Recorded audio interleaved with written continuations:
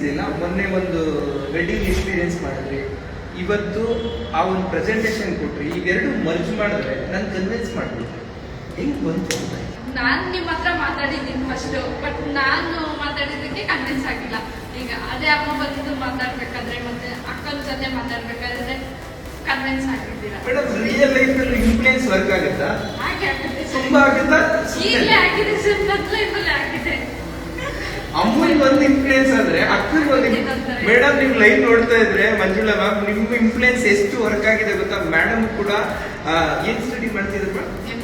MCA ಮಾಡ್ಕೊಂಡು ಒಂದು bank ಅಲ್ಲಿ ಮ್ಯಾನೇಜರ್ ಆಗಿ ವರ್ಕ್ ಮಾಡ್ತಿದ್ರೆ, ನೀವು ಇನಾಗ್ರೇಷನ್ ಅಂದ್ರೆ ಇವ್ರು ಗ್ರಾಜುಯೇಷನ್ ಡೇ ಬಂದಾಗ್ಲೂ ಕೂಡ ಒಂದೊಂದು ವರ್ಡ್ಸ್ ತುಂಬಾ ಚೆನ್ನಾಗಿ ಮಾತಾಡಿದ್ರಿ.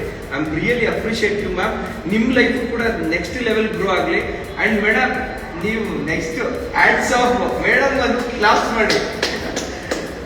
ಈ ವರ್ಡ್ಸ್ ಗಳು ಬರ್ಬೇಕು ಅಂದ್ರೆ ಅದು ಎಕ್ಸ್ಪೀರಿಯನ್ಸ್ ಆಗಿರ್ಬೇಕು ಲೈಫ್ ಅಲ್ಲಿ, ರಿಯಲ್ ಎಕ್ಸ್ಪೀರಿಯನ್ಸ್.